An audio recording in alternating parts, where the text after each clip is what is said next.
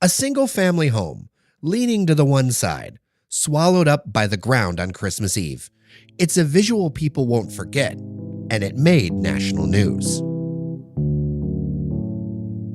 Well, a huge sinkhole threatens homes in a Detroit suburb this morning. Engineers and local officials are working to secure the dangerous crater. More than a dozen homes had to be evacuated, people running out with their Christmas gifts in hand. We all like to think our houses are sitting on solid ground. The folks who live back here know they're not on solid ground, and now officials fear this giant hole will cave in completely. Already massive sinkhole that's triggered a state of emergency is getting even bigger this morning. The mayor describes it as a triage situation, but residents are using another word: disaster. This morning, families anxiously waiting to see how big this sinkhole gets and what it takes next. Today on Daily Detroit, we're digging into what officials now believe caused a major sinkhole in Fraser back in 2016. Then, we look into the wider topic of Southeast Michigan's crumbling infrastructure, both above and below ground. Like much of the country, it's been mostly neglected for decades. It's January 9th, 2019. This is your Daily Detroit. I'm Sven Gustafson. And I'm Jer Stays. So let's start with today's news. Macomb County Public Works Commissioner Candace Miller held a press event where she revealed what her office believes, after a study, was the cause of that major sinkhole, which measured 100 feet by 250 feet back in 2016. The sinkhole was created by a collapse of the Macomb Interceptor drain at 15 Mile and Eberline Street. It caused a lot of hardship for local residents and businesses. 22 homes had to be evacuated. It cost $75 million and took almost a year to fix. But why did the Interceptor fail? Macomb County Public Works commissioned a report to find out. Here's how she explains it. Actually, about 2 years before the sinkhole happened, there was work that was being done on the sewer downstream, which is called OMID, the Oakland-Macomb Interceptor. So in the OMID, they were doing a big project, relining the sewer, which was great, very necessary, great project. But what happens when they were doing that, they would close gates. So they have gates within the interceptor that they're able to close that holds the flow back so the workers can work in the pipe. Very common, very proper. But when the workers leave the pipe, the operator then has to raise the gates. And you do this following proper protocols. And the protocols for raising these gates called for the flow to be released maybe over several hours. Well, at least 8 different times, and one time in particular, they released the flow in about 7 minutes. So when that happened... Well, bad stuff. See, this interceptor that failed, it was originally built back in the 70s and built well, Commissioner Miller says. But a subsequent project narrowed the pipe to 8 feet from 11 feet. Then, it's right near a bend in the drain. That bend became a wall for the water to bounce back off of. You had a tsunami of water, a huge water hammer that traveled down the pipe here, hit this wall, and came back. This here is right at the end of Eberline Road, that house was the first house on Eberline. That damaged the pipe, causing cracks. Then, over time, silt, soil, started getting in the line. Eventually, it failed. Miller, a former U.S. House representative who also served as Michigan's Secretary of State, says all of this is due to human error. And she's looking to recoup the cost of at least some of the project through insurance claims.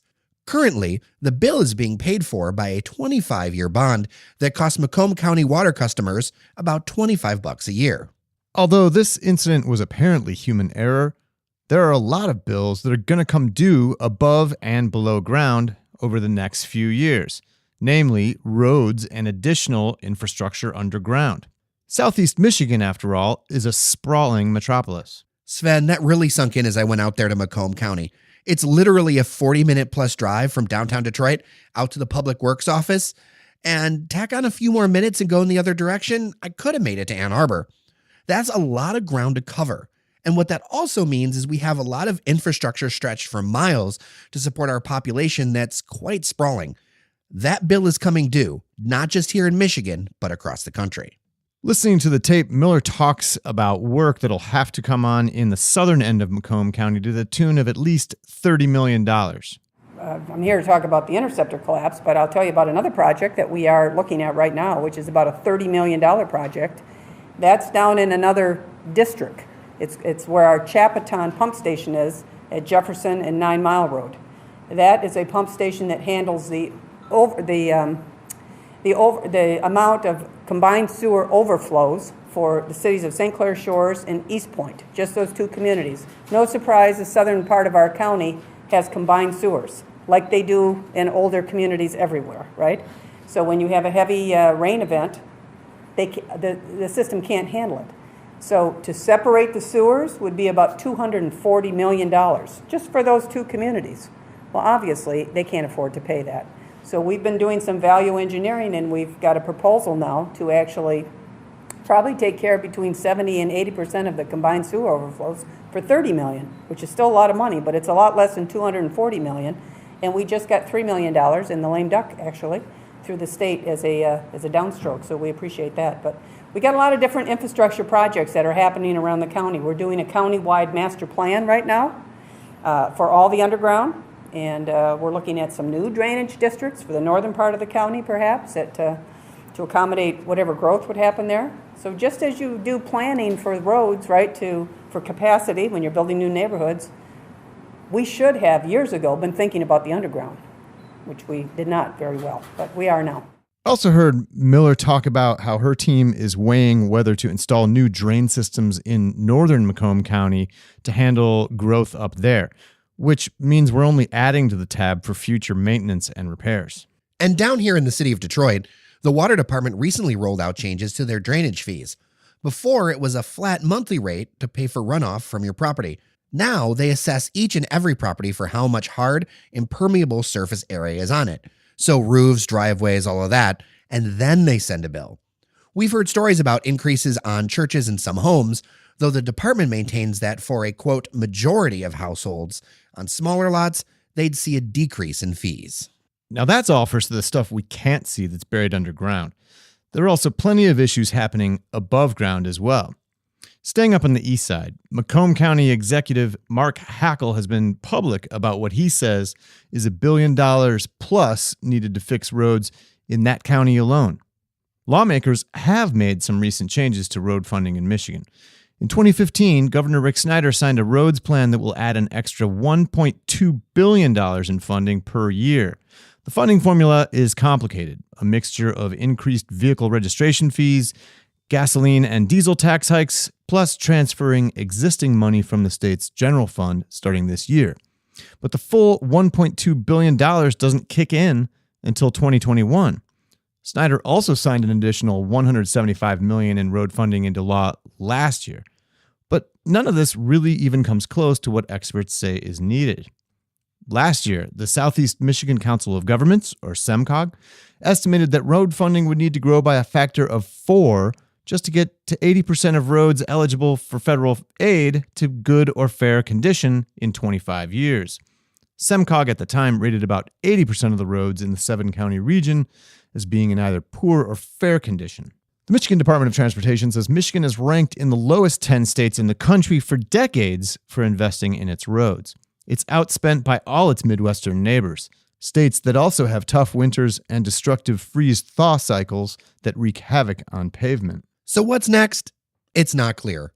There's a new governor, Gretchen Whitmer, but she's a Democrat, and the Michigan legislature is still controlled by Republicans. Single-party government that you could assume would be able to pass what they want didn't get the job done when Republicans last had the chance. We'll let Candace Miller take us to the close. One thing I will say, I'm very hopeful that the United States Congress and this administration can get together on a national infrastructure bill. Because really, our infrastructure, and we always talk about our roads, which we need to. We absolutely need to. That is a priority. But we hardly ever mention about what's underground. And really, it was built, before many of the roads. And there is a finite period for this. So there's costs. And, look, we want to have clean water, so we have to take care of our water systems. We've had a very painful experience in Michigan about not paying attention to our water quality. And we also would like to be able to flush our toilets. You know, you don't think about this until, in this case, when this Interceptor collapse happened. That's it for today's episode. Hope we didn't leave you on a depressing note. If you like what we're doing, tell a friend. And consider supporting our efforts through our Patreon campaign at patreon.com/dailydetroit. I'm Sven Gustafson. And I'm Jer Stays. Take care of each other, and we'll see you around Detroit. You're listening to the Podcast Detroit Network. Visit www.podcastdetroit.com for more information.